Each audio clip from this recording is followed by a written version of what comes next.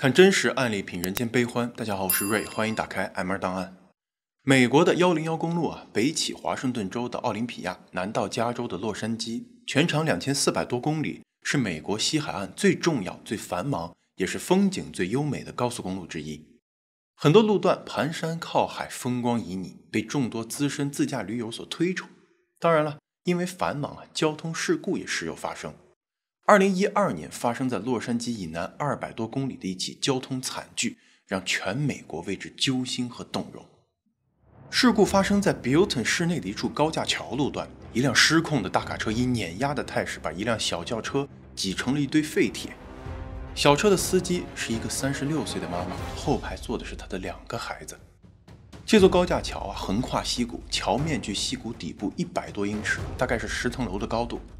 已经10多年过去了，桥墩上面还能看到明显的烧灼过的痕迹，记录着这里发生过惨烈的一幕。2012年的1月12号，3个孩子的母亲 Kelly Groves 开启了一次本来是轻松惬意的短途公路旅行。大女儿 Sage 几天前从学校带回来了一份家庭作业，要求写一篇有关 Santa Rosa 老教堂的文章。这个作业其实也可以在网上找找材料来完成，但同样是当老师的 Kelly 觉得读万卷书不如行万里路，反正这个教堂离家也就4个小时左右的车程，干脆带女儿过去实地考察，岂不是效果更好吗？这个时候Kelly 的小女儿 Milo 刚刚10周大，她在家休了2个半月的产假，也实在是闷得慌，带2个女儿出去透透气也是好的。于是她决定就来这么一场说走就走的旅行。Kelly 的老公在家看着2儿子，Kelly 自己呢，则带着10岁的大女儿和10周大的小宝宝上了路。说来蹊跷的是出发的头一天 ，Kelly 的车突然抛锚了。为了不让女儿扫兴呢，他决定向自己的妹妹借车，按原计划出行。这是一辆11年车龄的宝马。当天下午2点半，他们行进到了事发地段，这是一处幅度不是很大的弯道。此时呢，有一辆18轮大卡车正和 Kelly 处于并行的状态。Kelly 在超车道有意提速，打算超了这辆卡车以后呢，再变回到右侧道。可是这时候右边的大卡车也突然发疯似的加速，并且这辆庞然大物居然无视 Kelly 的存在，直接冲到了 Kelly 的车道。Kelly 被这个突发情况吓了一大跳，他狂按喇叭，同时刹车减速，以便让这个巨无霸先行。但是他晚了一步，疯狂的卡车直接把他的车挤到了大桥旁边的栏杆上，并且没有因此降低速度，而是把 Kelly 的车擦着栏杆拖行了10来米以后，2车双双冲断了栏杆，大卡车垂直掉入了几10米深的山谷，随即起火爆炸，黑色的浓烟窜到半空，好似一颗巨型炸弹被丢了下去。跟在 Kelly 后面的呢，是一个在拖车公司工作的大叔。在目睹了这惊人的一幕之后大叔赶紧掏出手机报警。他告诉接线员，在101高速的高架桥上发生了严重车祸，一辆大卡车和一辆小轿车坠入山谷爆炸，应该不会有什么幸存者了。在打完这个电话以后呢，大叔冒着滚滚浓烟和热浪下车查看，结果他看到了不可思议的一幕。大卡车坠谷爆炸了没错，但是那辆已经被撞得面目全非，如同一堆废铁的宝马却奇迹般的被卡在了栏杆上，一半在桥上，一半在空中，是摇摇欲坠。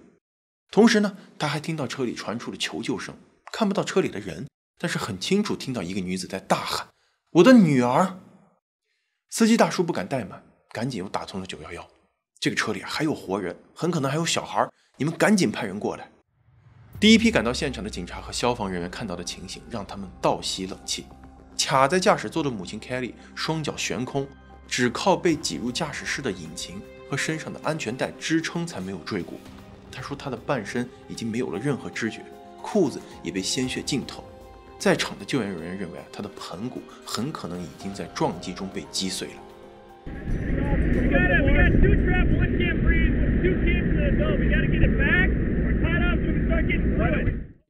跟这个妈妈比起来那2个孩子的情况不明。母亲 Kelly 此时意识清醒，她也顾不上被金属和玻璃再次划伤，伸手在车内狭小的空隙中向后摸索。她先是摸到了后座大女儿的头发，她拍打着女儿的头，但是却没有任何声息。然后她摸到了小宝宝 Milo 的儿童座椅，她能够听到宝宝微弱的哭声，也能够感觉到手上摸到的血。10周大的小女儿明显已经受伤。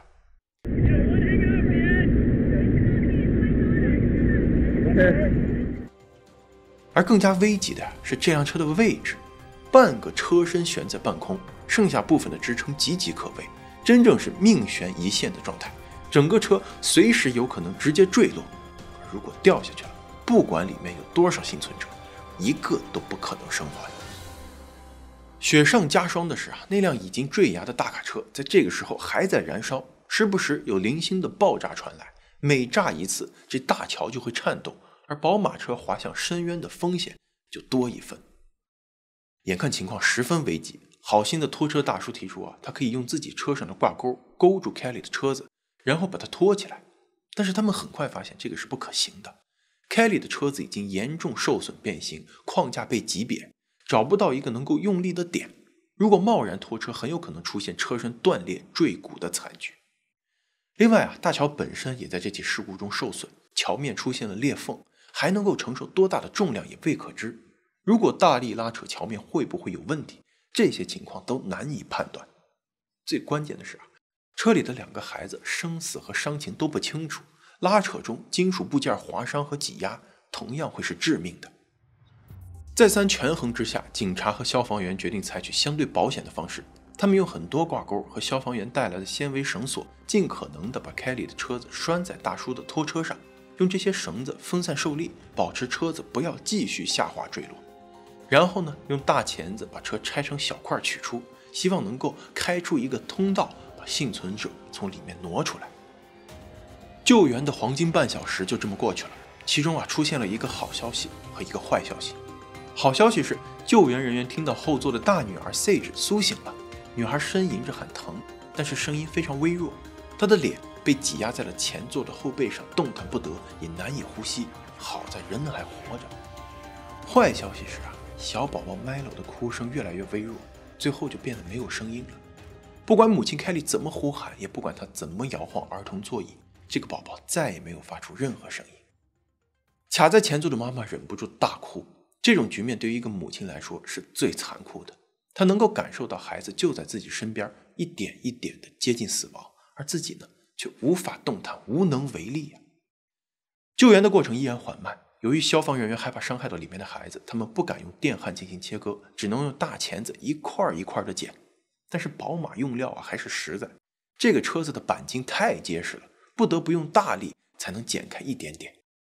消防员要么是有劲使不上，要么是力有不逮，事倍功半。他们操作时仍然感到拉着车的承重绳明显坚持不住，小心翼翼拆解车身的同时，这个车子仍然时不时的下滑，不断的惊出他们更多冷汗。最后现场的消防队长不得不做出了一个令人绝望的决定，暂停拆解。听到这个消息，被悬空卡住近1个小时的母亲 Kelly 心如死灰，听到后座大女儿的呻吟同样低了下去，母亲几乎放弃了求生的努力。如果2个女儿都死在自己面前，那么即使被救，她面对今后的漫漫人生也没有了意义。就在大家无计可施的时候，突然从堵得漫漫无尽的车队那头跑过来了几个穿军装的汉子，他们是一种叫 CB 的特殊兵种，其实就是海军下属的一个工程部队。他们本来是在执行一个押运装备的任务，但是在临行之前，他们的卡车出了问题，所以没有跟大部队一起走，被落在了后面，然后就刚好遇上了这场车祸大堵车。这对士兵在车上堵得无聊，于是从后头走过来看看救援的进展。一看是这个状态，他们跟现场指挥说，我们刚好就押运了一个大叉车，没准就能派上用场。刚开始消防员对使用叉车的提议并不以为然，这又不是沃尔玛和 Home Depot 上货，叉车能干嘛用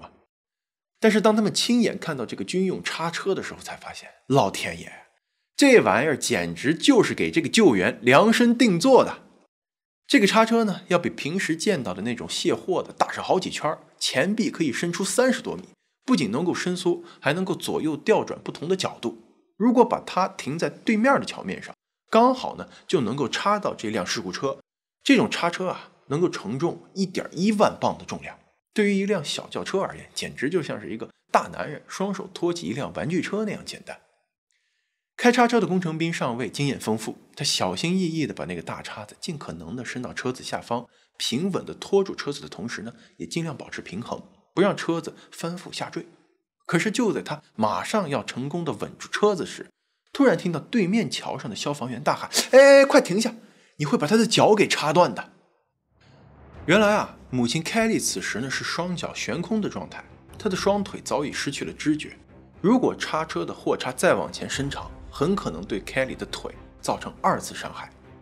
消防员让凯莉尽可能的用手把脚给拉上来，留出空间让那个大叉子进入。凯莉用尽全力照做，已经痛得麻木的她隐隐听到了自己断裂的腿骨摩擦在金属上发出的咯咯的声音。有惊无险啊，这个计划呢成功了。在这个叉车的帮助下，摇摇欲坠的车子终于有了坚实的支撑，消防员可以放手干活了。不仅如此啊，消防员们还能够借助保护绳爬上这个大叉子，从另一个角度进行切割。在叉车介入以后，不到10分钟，他们有了第一个重大突破，拆下了一大块变形的车门，顺利地从里面拖出了大女儿 Sage。神志不清的女孩还死死地抓着自己心爱的娃娃。消防员在救出她以后呢，把她和那个娃娃一起用直升机送到附近的医院进行抢救。看到这个女孩依然活着，救援人员暗暗松了一口气。接下来的工作，大家心里都做好了最坏的打算。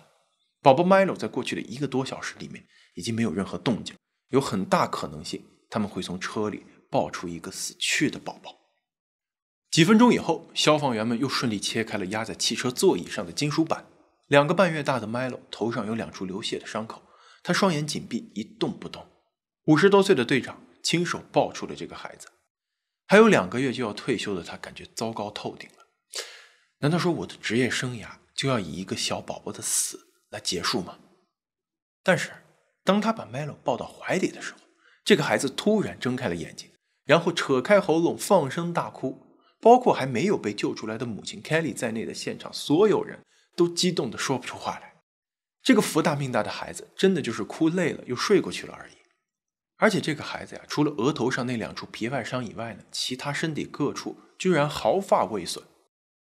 这次车祸的最后一个幸存者母亲 Kelly 勇敢地在消防员的帮助下，自己用手臂的力量艰难地从那个打开的大洞里面爬了出来。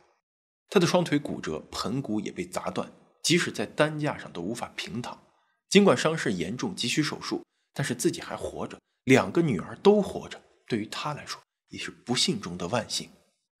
姐姐 Sage 同样盆骨骨折，肋骨断了3根，腿骨不仅骨折而且伤害了神经。在之后的2个多月里，她都必须依靠轮椅行动。医生怀疑这个爱踢足球的孩子很可能会留下终身残疾。